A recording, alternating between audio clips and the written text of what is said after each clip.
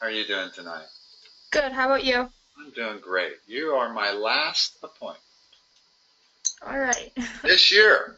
No, that's probably not true. I actually have somebody that's going to work over the holidays, so I have other people. But as far as everybody taking finals, you're my last appointment. Yeah. So you must be as excited as me to have tomorrow here. Yeah. So let's see. What do we have? I got all kinds of documents that people have sent me, including you. Gosh, finding the exact documents you sent me last time, I might be able to do it. You can just pull up a random one. Okay, so you don't have anything specific? No, I just kind of need a review. Okay. This is a pretty good proof problem. We went over that one last time. Okay. Did we do everything on this page, or? Yes. Yeah, we did that whole page. Okay. Like I said, I've had so many geometry students, all from Chatfield, so I keep getting the same documents sent to me by everybody. Yeah. Did we go over this one? No. Okay. Let's start at the bottom, and then we can go up and do the word problems also. But probably the bottom is more representative of the kind of problems you're going to get on your test. Okay. Okay, and remind me, I'll go over 7 minutes. Since that I was late by 7 minutes, so don't let me quit at 7:30 on you. Okay. How am I going to do 40? Okay, so each of those angles equals 120. What's the sum of the angles of an octagon? That's an octagon. 8-sided? Yeah. What's the general formula? It'd be 180 times, n minus 2 times 180. Right. That's the general formula. So an octagon would be what? Octagon, so it would be 8 minus 2. 1080. Okay, so that's the sum of the 8 angles. What's each 8 angle going to be equal to? So then we would divide that by 8, which equals 135. Okay. So now, what are we going to do? 4x minus 21 equals 135 degrees. Okay. Do we need to go any further? Nope, I think that's good. What's 41? What kind of figure is that? That's a kite. What do we know about kites? I mean, clearly that has 2 consecutive sides that are the same, those 2 and these 2. But all these things here are referring to angles, not sides. Yeah. What do we know about the angles of a kite? They all add up to 360. Okay, because it's quadrilateral. What else? The 2 angles, like the 4x minus 9, the opposite angle of that is also 4x minus 9. Yeah, and the angles on either end of the short diagonal. When I'm drawing kites and I'm trying to figure out their properties, I elongate it a little bit, like this. And the reason I do is because you can tell a lot from this when it's elongated. For one thing, I can see that that angle is definitely not the same as that angle. Right? Yeah. If I make it shorter, I can't really tell that. In other words, if I make my kite look like this, it's not as clear that that angle is not the same as that angle. But if I make it elongated, it's very clear. And what else becomes clear is that the diagonals are also not congruent. One is longer than the other. Well, the angles that are equal are the ones that are on the end of the short diagonal. In other words, that's the same as that. So now, what equation can I write in order to solve for x? Do 5x plus 11. Well, I guess you could just add up all of them, so it'd be 8. Go ahead and spell it out. I prefer that, actually. I know you know how to simplify it once you get it all spelled out, but let's make sure you spell it out exactly as you're thinking it. Okay, so it'd be 5x plus 11 plus 4x minus 9 plus 2x minus 8 plus 4x minus 9. Equals? 360. Right. Now you have one equation, one variable. You can solve it. Okay. 42 is probably the hardest one here. Let me blow it up a little bit so you can see it. That's probably good enough. What are we probably looking at here? Similarity ratios? Yeah, similar triangles, right? Now, one thing I like to do whenever I have similar triangles that are mixed together like this, I find it sometimes useful to separate them. There's my similar triangles. One's little, one's big. This is C, that's A, that's B. This is E, that's D, and that's B. Why are they similar? Why is this little triangle similar to this big triangle? Because the base, well, not the bases, but it's actually not that easy of a question. And let me tell you why. That's AC. Because AC is a midsegment, in other words, it splits both sides that it connects into two equal parts. So it's a bisector of this side and a bisector of that side. By definition, that makes it parallel to DE. In other words, that is parallel to that only because it bisected both sides. Okay. Now, because it's parallel, what does it mean about this angle and that angle? That they're equal? Yeah, that's got, because parallel lines and a transversal, right? So E is equal to A. Same reasoning, D is equal to that, and B is clearly equal to itself. So we have angle, angle, angle. So all we really need is two angles, right? Yeah.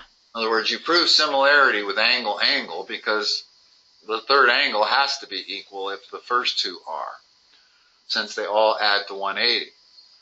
So we have similarity only because this line is parallel to this line, and we know that only because it is a midsegment line. So it's actually quite a bit of logic to prove that these two triangles are similar, or the big triangle and this one over here. But now that we know they're similar, this side is 15, this side is 14.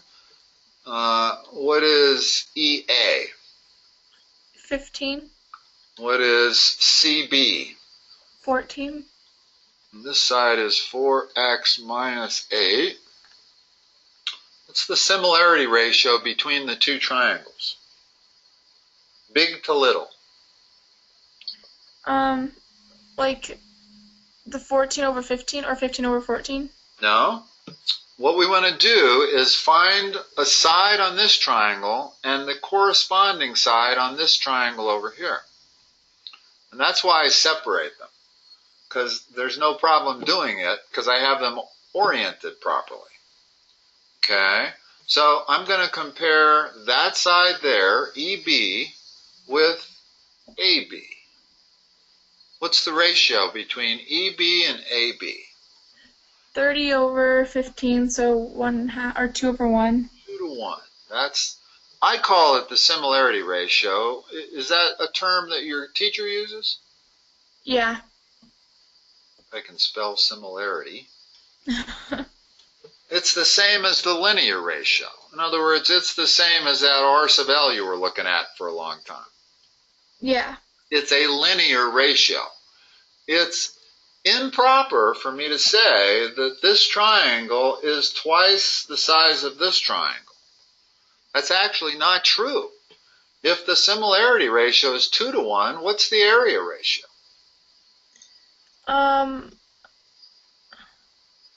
Wouldn't it just be 2 to 1 as well? No, it's 4 to 1. Oh, 4 to 1. Remember these. We had the linear ratio, we had the area ratio, and we had the volume ratio. Well, if the area ratio is 3, if the linear ratio is 3, the area ratio is 3 squared. Oh, okay, and then the volume ratio is 3 cubed. So area is always the square of the linear ratio. So if I was really going to talk about these two triangles, I would say this triangle is 4 times bigger than this triangle. So it's not really correct to talk about the size of the triangle relative to the size of this triangle, but it is correct to talk about one of the corresponding sides compared to the same corresponding side over here. And you have to make sure you're comparing corresponding sides. In other words, I don't want to compare EB to CB. They're not corresponding sides. EB is corresponding to AB. And it's 2 to 1, so what's CB? If DB is 28, what is CB? So if... Well, that's 14. I actually labeled it there. Right? In other words, it's labeled over here as 14, which means that's 14 also. Yeah. Okay. Now, not really the hard part, but the tricky part is, what is that? That'd be 4x minus 8 divided by 2, so 2x minus 4. Right. And they give us the perimeter of that. They tell us the perimeter is equal to 39. So tell me the equation that I can write. So it would be 2x minus 4 plus 14 plus 15 equals 39. Good. And that's exactly how you want to think about it even. In other words, yeah, you're doing it exactly right. I've had some students that didn't really know how to go from here to putting it into the equation. And the process is exactly how your mind thinks about it. The perimeter is that plus that plus that. So that plus that plus that equals the perimeter, which equals 39.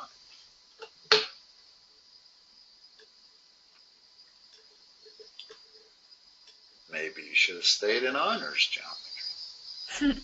What do you think about regular? How's the teacher, first of all? I don't know. I'm starting next semester. Oh, you haven't switched yet? No, our semester ends. I couldn't switch to the end of the semester, so the semester ends tomorrow. Oh, that answers my question, because Dylan has been telling me that they wouldn't let him switch. And then one of your other friends that I work with told me that you were switching. I couldn't figure out how you were able to switch and Dylan wasn't. Yeah. I didn't realize that you're not really switching until the end of the semester. Okay. Yeah. 43. What kind of shape is that? A parallelogram. So what's the relationship between those two angles? When they're added up, they equal 180. Supplementary. They're supplementary. So the equation is 5x plus 20 plus 3x equals 180. 44. These get easier as you go down. How am I going to solve that for perimeter? In other words, I can say 4x minus 11 plus 2x plus 9 plus 8 plus x equals the perimeter, but that doesn't let me solve for x, so I don't really know what the perimeter is, right? Yeah, so you would add up 75 and 30 and then subtract 180 by that, and then I think the other angle is 75. That's critical. Only because that angle is the same as that angle can I solve this problem. Yes, because you can do now 4x. it's an isosceles triangle, right? If I have Yes. two equal bases, I know their opposite sides are equal, so now I can say what? 4x minus 11 equals 2x plus 9. That allows you to solve for x. Once you've solved for x, now you can solve for the perimeter.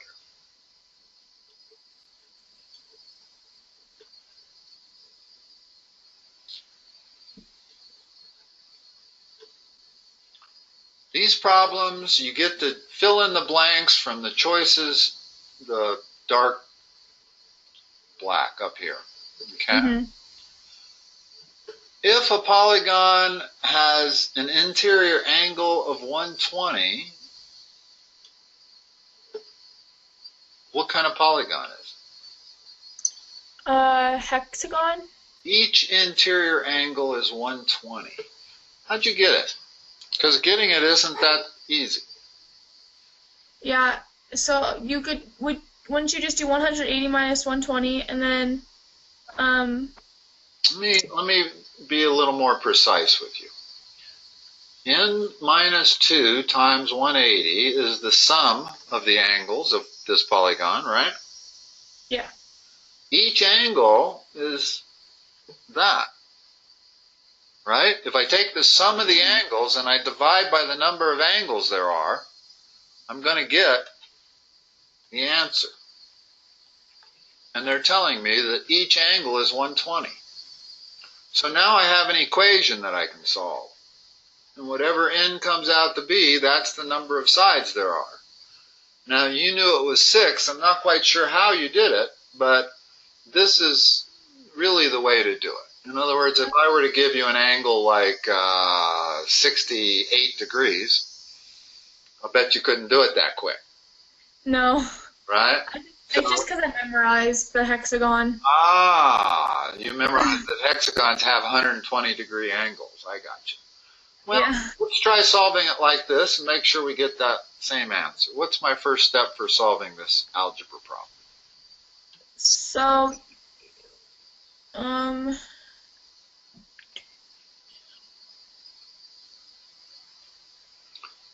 I usually have two priorities when I'm solving equations. One is to get rid of denominators. The other is to get rid of parentheses. okay, so you multiply n by everything. So it'd be 2n minus 4. Hold on. Now, Okay. that's the next step, right? Okay. So all I did was multiply everything by n. Yeah. Now I have a choice. If I really want to follow my priorities of getting rid of parentheses, then I'm going to distribute this. But that's actually more work than is needed. What's really the best next step? To subtract 120 by 180. No, divide both sides by 180. Okay. Because that's going to leave n minus 2 all by itself. Now I have 20 over 180 n, which is the same as 2/3 n. Mm-hmm. So now I have this. So then you'd add 2 to each side? Or, yeah, add 2. Right. Well, here, let me put it. For some reason, when I did this problem before, I didn't get this, I don't think. Did I make a mistake? 120 over 180 is 2/3. Okay. Yeah, no, this is going to give me the right answer. So how do I solve this? So you'd add 2. Okay. So then it's n equals 2/3 n plus 2, and then you would divide each side by 2/3. No, the key here is gathering all like terms. Anything that has a variable in it, put it on the left side. Anything that has numbers, leave it on the right side. So I'm going to subtract 2/3 n from both sides. Okay, that makes sense. That's going to get rid of those two. And what I'm left with over here, what's n minus 2/3 n? Just 2/3. No. Need a common denominator. Oh, so you have to do n over 3. Well, n is the same as 3n over 3. And now I have a common denominator. So 3/3 n minus 2/3 n is 1/3 n equals 2. N equals 6. Okay. Okay? So whenever you're dealing with regular polygons, and it's only regular polygons that this is true, where that is equal to each interior angle. In other words, with polygons, this is true. It doesn't matter whether they're regular or not. The sum of the interior angles is n minus 2 times 180. But if you're dealing with regular polygons, you can take it one step further and say dividing that by n gives you each interior angle.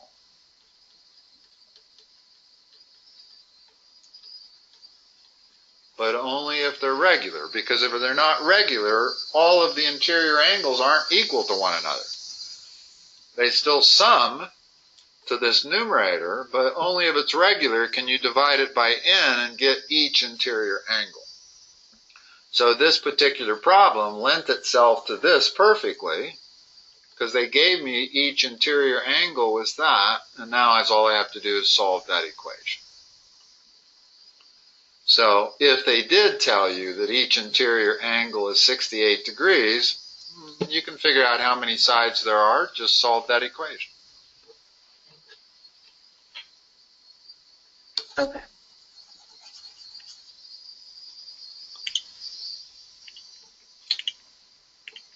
The altitude from the vertex angle of an isosceles triangle is also the what and the what? It's the angle bisector. And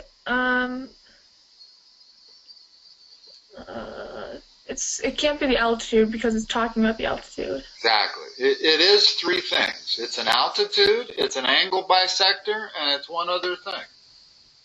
What happens when you draw from a vertex to the middle of the other side? What's that called? A segment bisector or Median. Median, that's what I meant. Median. That's Oh, so what median is.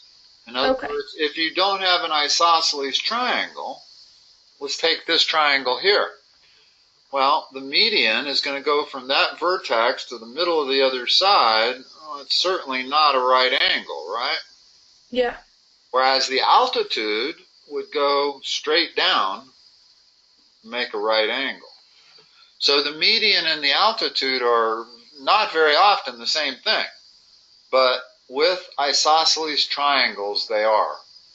Not only are the altitude and the median the same thing, but it also happens to be an angle bisector. In other words, this angle here is the same as this angle here. Okay. Linear angles must be supplementary and you pretty much have to just look at those. If it wasn't multiple choice, I wouldn't know what to say. Yeah. But looking at these possibilities, you can probably figure it out. Yeah. What is it?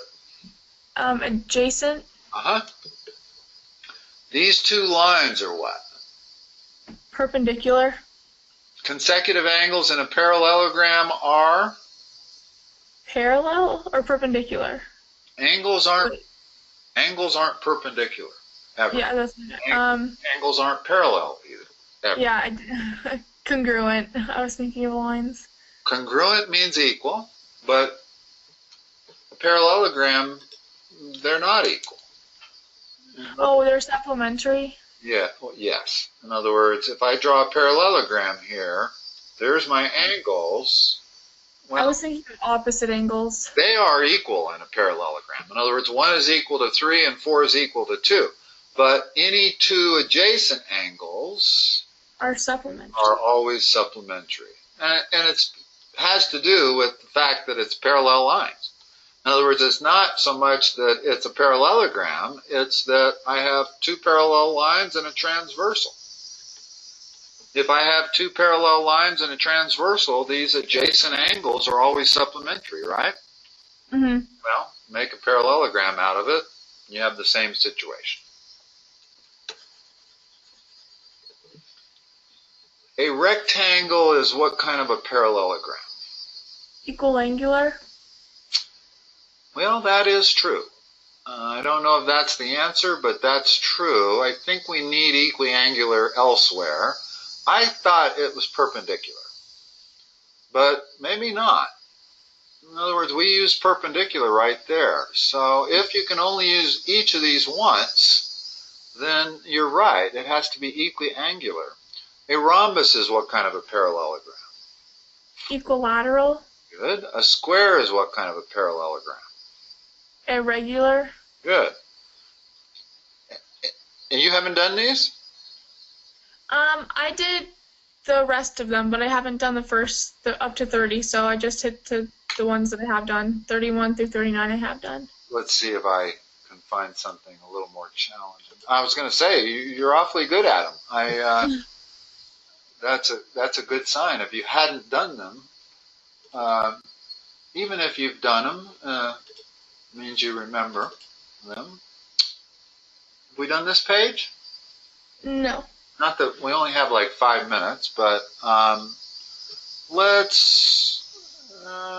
have had other students that they had problem with this one up here. Okay. Let me blow that one up and see if you can handle it. I may have to blow it up even bigger. Okay. They want to, X is this horizontal measurement, Y is a depth measurement. Okay. What's X? Like the value of X? Uh-huh. Is it... Look at the figure. Okay. Look at the dimensions they give you of everything.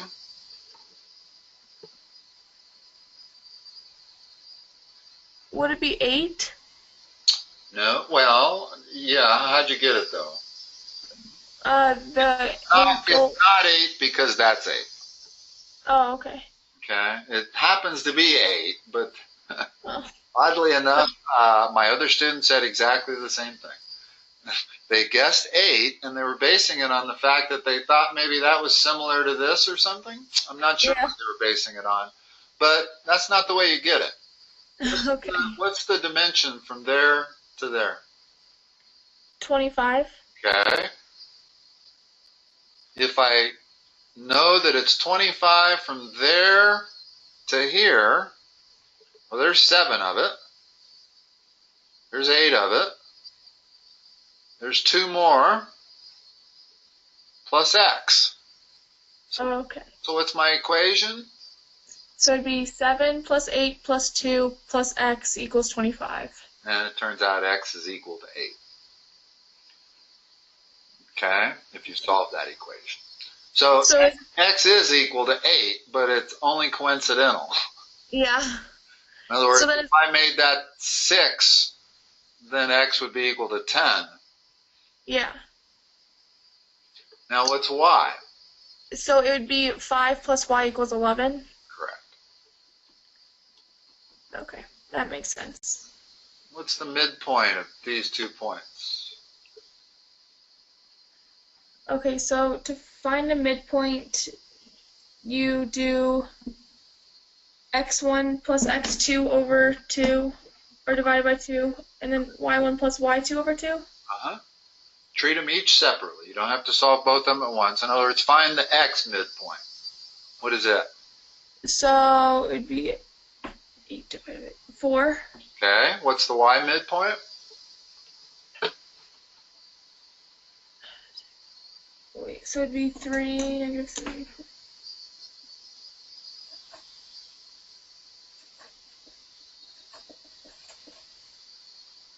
Over 2.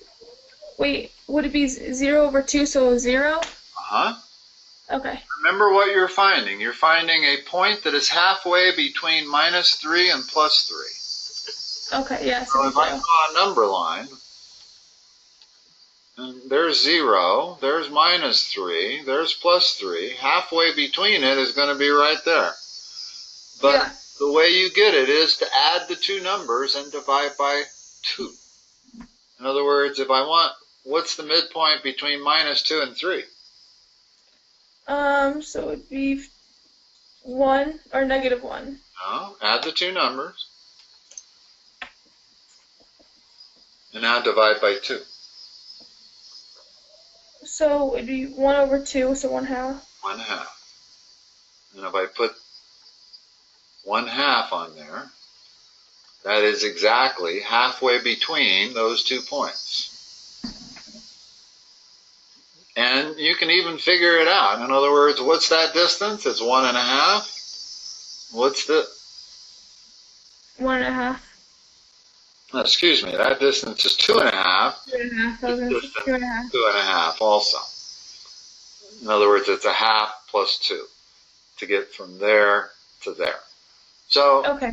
it's nice to be able to do it on a number line, but you don't have to. It's real simple algebra to just add the two numbers and divide by 2. The same thing you do to get this mid-segment. How do I get this mid-segment of this trapezoid? So x plus 3 equals 40 plus 34. No. First of all, notice that that doesn't make any sense. To say if that's 40 and that's 34, you just told me that that was 74. Can't be. Oh, I meant, would it be 40 plus 34 divided by 2 equals x plus 3? Yes. In other words, it's 37. It's half of 74. Yeah, that's what I... In other words, you use exactly the same logic as you use to find the midpoint. You add the two numbers and divide by 2. Mm-hmm. That's basically, the mid-segment is kind of like a midpoint. In other words, the length of that thing is going to be the same algebra as you use to find the midpoint. You add the two numbers, divide by 2. So if that's 37, x must be 34. Okay. Okay? I mean, when it's asking to solve for x, so you first have to solve for the length of the mid-segment, and then solve for x. All right. Okay? All right. I will let you go. You feel good about the test? Yep, I do. Thank you for helping. You might not even want to switch to regular algebra, huh? I mean, what if you get such a good score that you get a good grade? You'll stay in it, won't you? Yeah. Probably. I don't know. Might be worth getting out of it just to get away from that teacher. Yeah. What I hear. Yeah. Kristen, you have a Merry Christmas, Happy New Year, and I'll probably talk to you next year, although you might not need me. All right. Once you Thank you. go to the regular algebra or geometry. Yeah. All right. Have a good one. You too. Bye-bye.